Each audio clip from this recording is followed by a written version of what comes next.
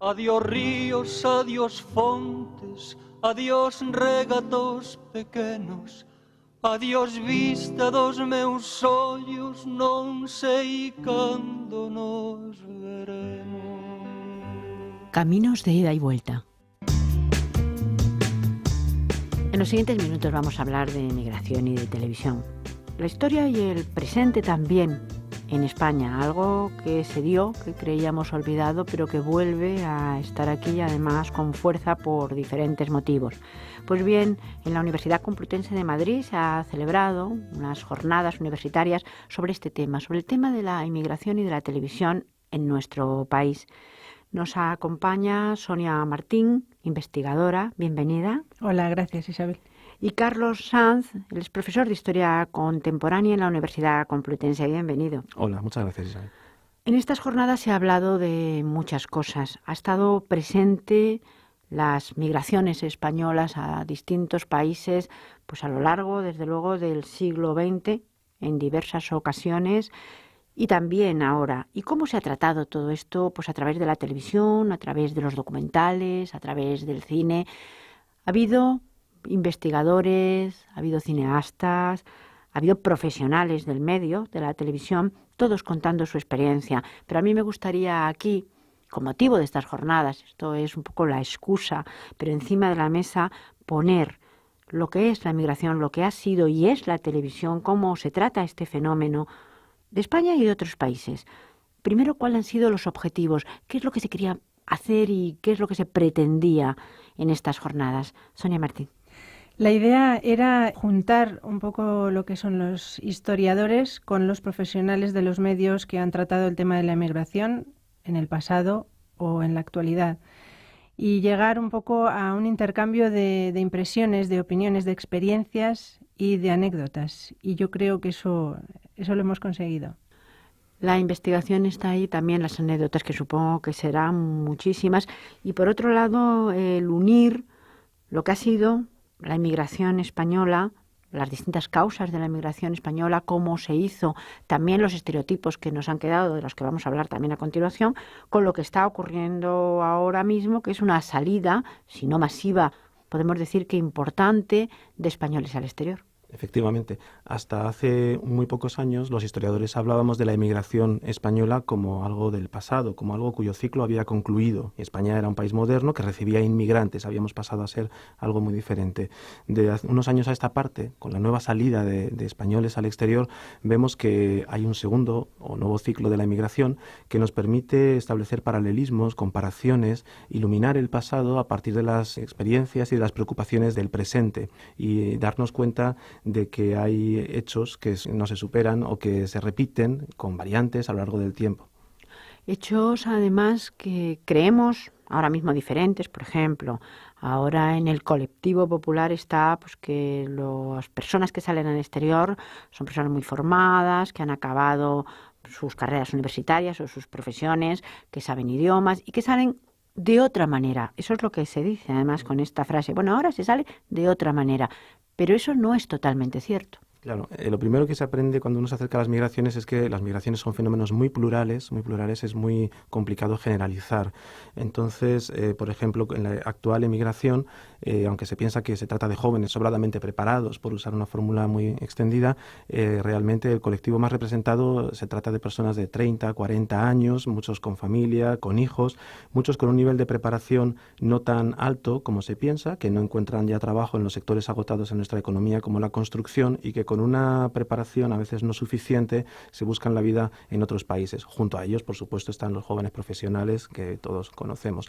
Hace 50 años la situación era también muy parecida. Emigraban jóvenes, pero no los muy jóvenes. Emigraban personas con un nivel de preparación de media menor que el actual, pero también muy variado, y situaciones de encontrarse en países extranjeros sin conocer la lengua, sin tener medios para subsistir, tener que ser repatriados por los consulados, que han salido a la prensa en las últimas semanas o meses en España, se daban de forma muy parecida hace 50 años en los consulados españoles en Alemania, en Francia, etcétera.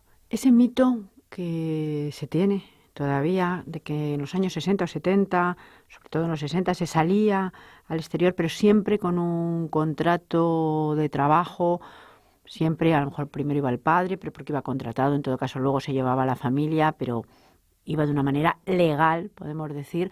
No es totalmente cierto tampoco.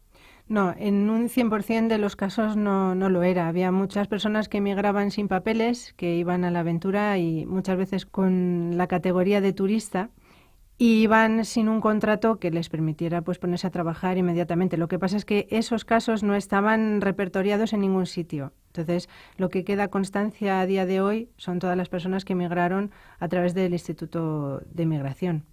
En estas jornadas ha habido importantes profesionales que hacían televisión para inmigrantes, precisamente, para los inmigrantes que estaban en distintos países.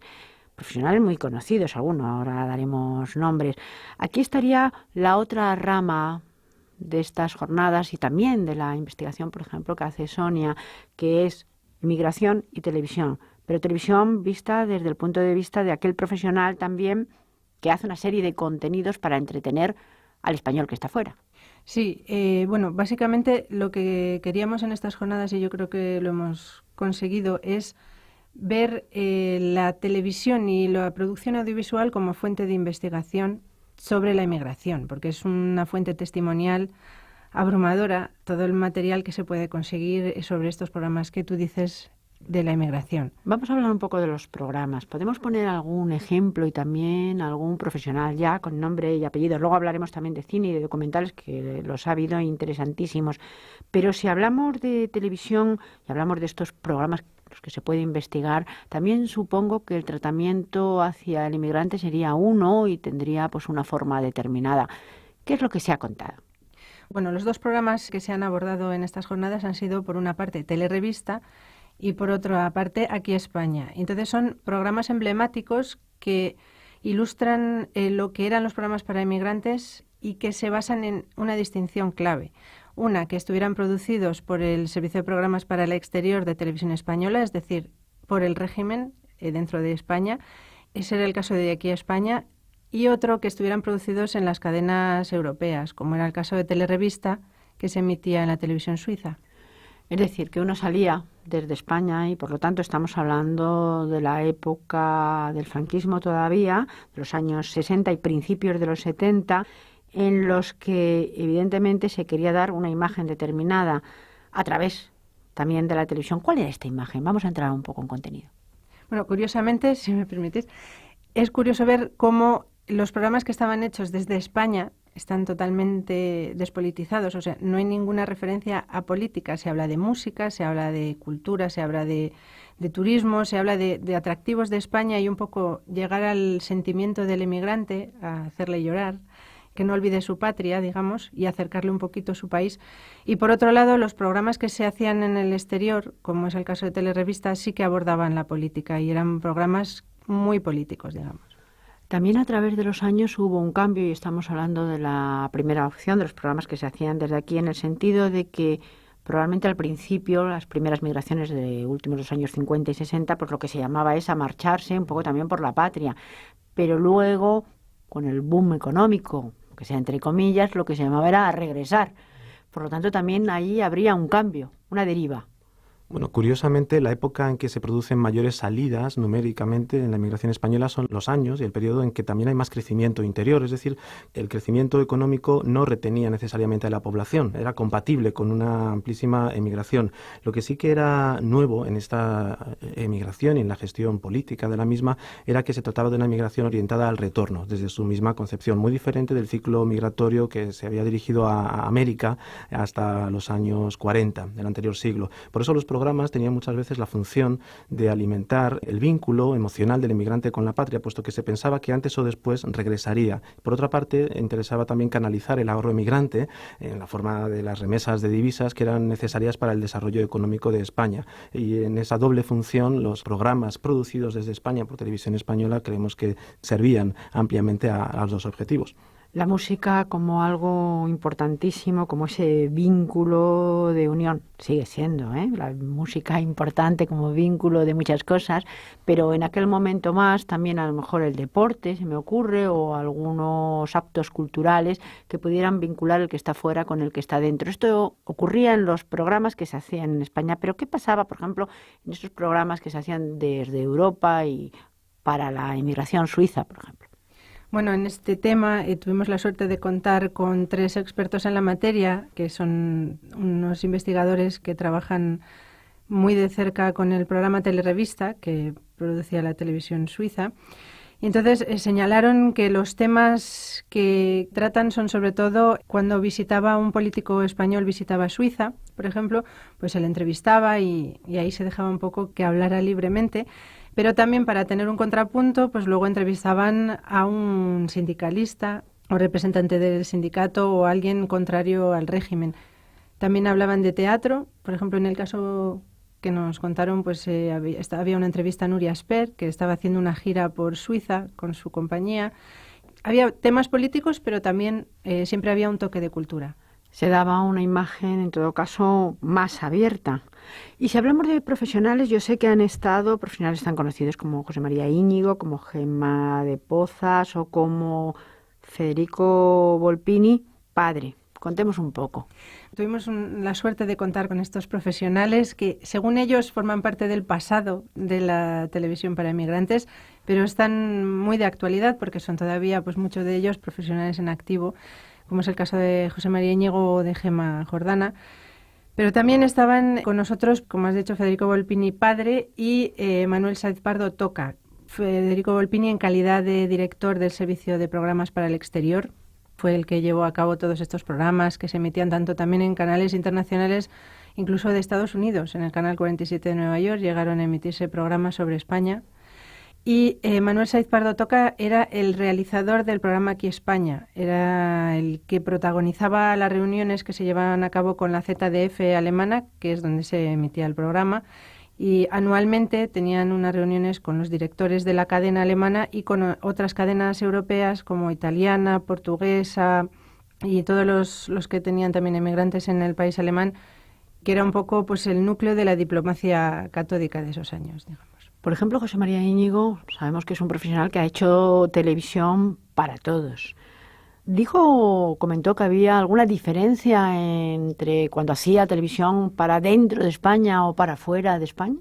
Bueno, él lo que mencionó y subrayó es que él no había sentido en ningún momento ningún tipo de presión política, porque enfatizaba que él hacía una televisión cercana, que estaba dirigida pues al espectador y estuviera dentro o fuera, muy basada en el entretenimiento, y que nunca sintió la interferencia del poder. Y gracias a la televisión él era una persona muy conocida en toda Europa y se sorprendía cuando luego iba por los países, por Alemania, por ejemplo, y la gente le paraba, le invitaba, no le dejaban pagar absolutamente nada. Estamos en la UNED, por supuesto, pero emitimos en Radio Exterior de España, de Radio Nacional. ¿Tuvo algún significado también la radio de cara al exterior? Ya que nos encontramos en Radio Exterior y esto lo van a oír a través de Radio Exterior. Sí, tuvo un significado grandísimo, por supuesto. Radio Exterior, los emigrantes intentaban sintonizar a través de la onda corta los programas de Radio Exterior, que era como una bocanada de España que les llegaba. Pero la diferencia con la televisión, me gustaría subrayar que la radio se emitía simplemente a través de las ondas, entonces llegaba libremente, podía llegar con el mensaje sin ningún filtro, puesto que no dependía de ningún canal exterior para ser emitido, sino que se emitía directamente desde España. Y ahí está la diferencia con televisión. En televisión sí que tenía que ser emitida por una cadena alemana o francesa o suiza, y entonces existía un pudor por parte de los responsables que emitían las noticias del régimen, digamos, de cara a emitir propaganda. Y quizá otra diferencia ligada a los medios tecnológicos y los canales estaba en el hecho de que en la radio existían las emisiones de radio pirenaica que se escuchaban en toda Europa, ¿no? Y que obviamente lanzaban un mensaje totalmente contrario al régimen, y que estas emisiones preocuparon enormemente no solo a los políticos del franquismo, sino también a políticos de los países de acogida, de Alemania, de Suiza, etcétera, porque pensaban que politizaban a los inmigrantes en un sentido comunista, y eso llevó a crear también programas de radio paralelos a los de televisión con contenidos culturales, políticos, formativos, que trataban de mantener a los emigrantes alejados de ideologías que se consideraban perniciosas, digamos. Yo ya sé que sobre todo estas jornadas han sido dedicadas a inmigración, a televisión, a documentales y cine. He querido hacer un guiño a la radio porque estamos aquí y también los inmigrantes, desde luego, escuchaban y llegaban a su país a través de la radio, que fue un elemento y es un elemento importantísimo para todos.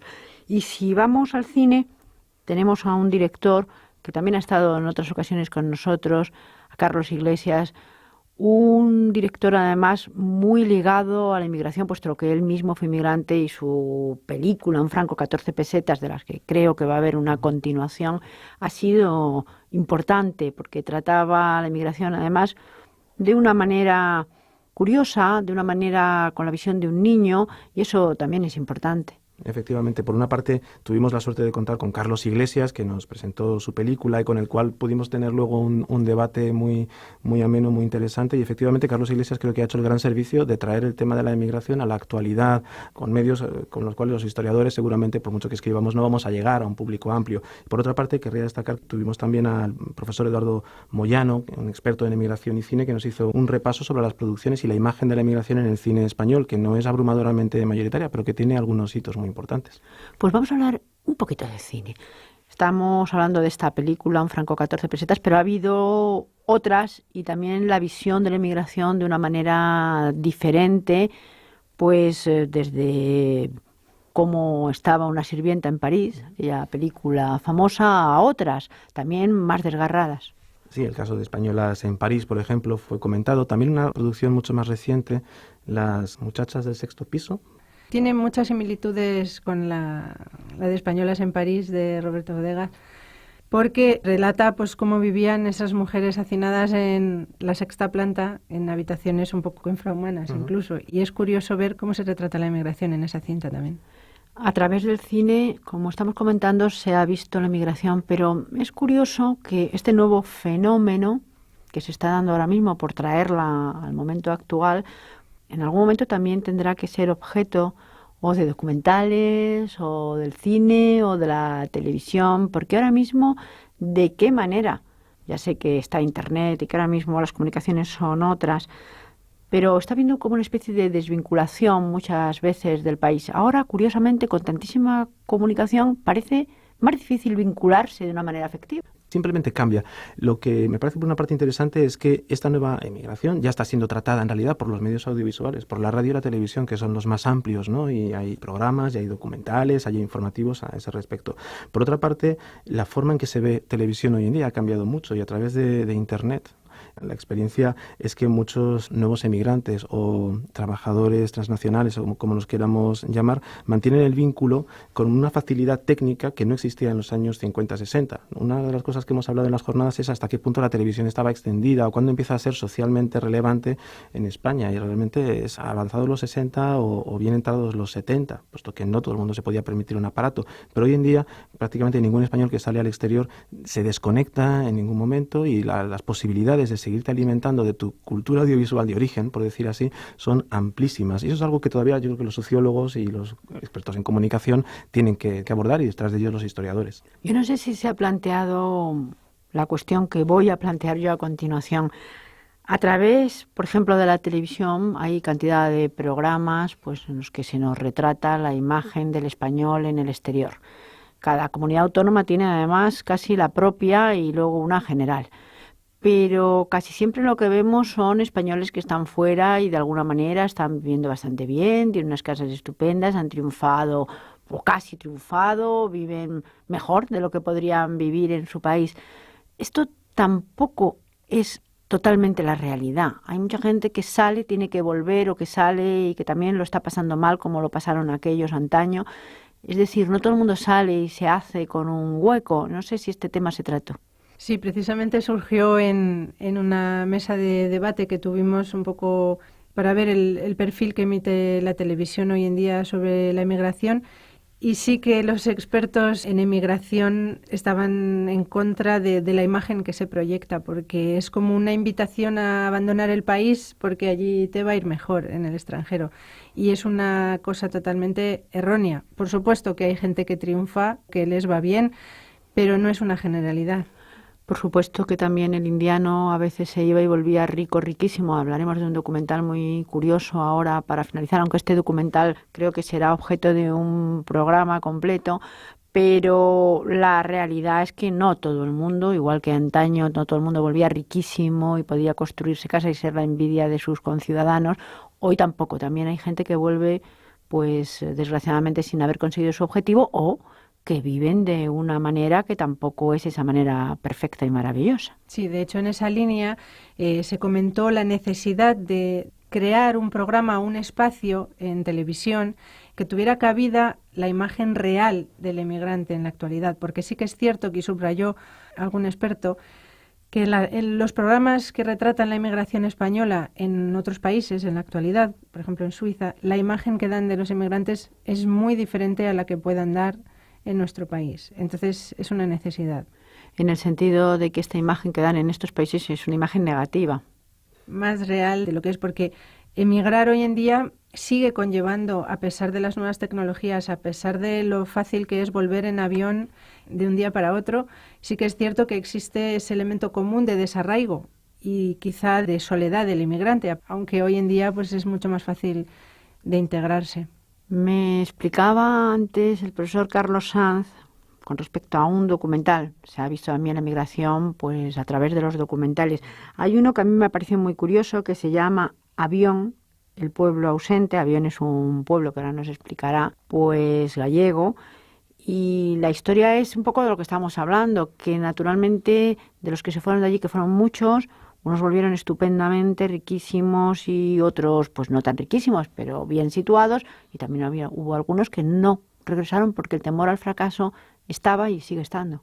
Efectivamente, y además quien no triunfa no habla, es decir, solo digamos la inmigración exitosa, triunfante, el indiano rico es el que se ve, ¿no? Pero se comentaba en este documental que había muchos casos de emigrantes que fracasaban y entonces directamente es que ni siquiera regresaban a su pueblo para no tener que admitir ese fracaso. El documental dirigido por María y Marcos Hervera, Avión, el pueblo ausente, que también vinieron a las jornadas, nos presentaron el documental y pudimos hablar concretamente con María Hervera. El caso de Avión es muy llamativo, es de un pueblo de Orense en el cual desde la década de 1880 existe una muy amplia migración a México, sobre todo a México, pero también a otros muchos países de América Latina, prácticamente a todos, Argentina, Venezuela, Chile, etcétera, también a Alemania, a Francia.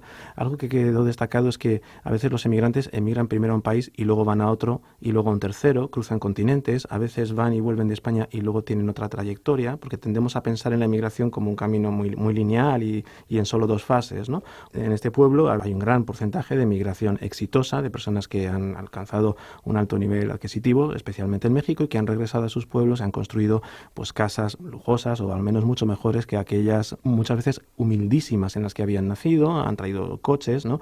Pero el documental me parece que es muy interesante porque da la palabra a los propios emigrantes, a los retornados, a los que no, y permite que el espectador se cree su propio juicio sobre el fenómeno de la emigración. No da un balance en blanco y negro, sino que pone sobre la mesa los costes, los sacrificios, las distintas opciones. También se pone el caso del que no emigró y no sabe nunca si hizo bien o mejor que el que marchó. Creo que a todos nos gustó y además generó un debate muy interesante.